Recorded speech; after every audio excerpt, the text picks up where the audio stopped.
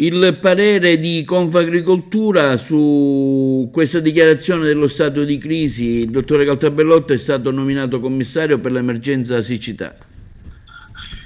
Sì, il dottore Caltabellotta è stato nominato commissario, è la persona giusta al posto giusto e al momento giusto. Resta il fatto che gli invasi della provincia di Agrigento sono ai livelli quasi di emergenza, le dighe che ci sono sul territorio sono veramente povere di acqua.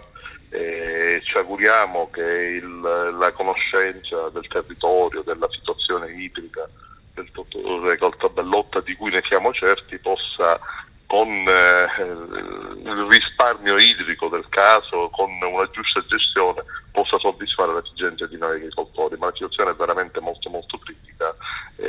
peraltro con una gestione dei consorzi di bonifica dove ci auguriamo presto questa riforma che ci hanno proposta, ma con delle canalizzazioni veramente fatiscenti, e quindi ci auguriamo che non si perda un goccio d'acqua, perché non ce lo possiamo permettere, che si avviano immediatamente i lavori di manutenzione sulle reti idriche e si comincia a dare l'acqua agli agricoltori lì dove hanno dei bacini imbriferi che consentano un accumulo per l'estate, perché tra qualche mese, se continuerà a non piovere, veramente sarà qualcosa che non è mai successo, avremo dei danni enormi alle nostre coltivazioni.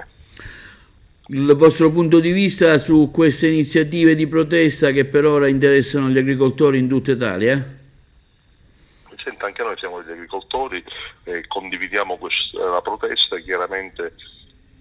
siamo distinti ma non distanti da questa protesta, nel senso che noi condividiamo i punti, lo facciamo quotidianamente, segnaliamo queste discrasie del mondo agricolo, il problema della PAC, dell'IRPEF da qualche anno, quindi per noi nulla di nuovo. Abbiamo denunziato questo stato di cose già da anni, non condividiamo oggi queste manifestazioni in piazza perché ci sono in questo momento agricoltori che producono, agricoltori che fanno arrivare le loro merci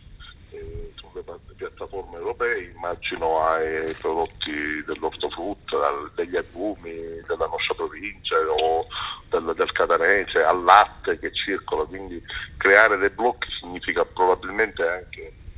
creare danni ad altri agricoltori che in questo momento con grande sacrificio, con dei costi di produzione molto alti, producono, quindi rischia poi di diventare una guerra tra poveri. Preferiamo noi rivolgerci alle istituzioni,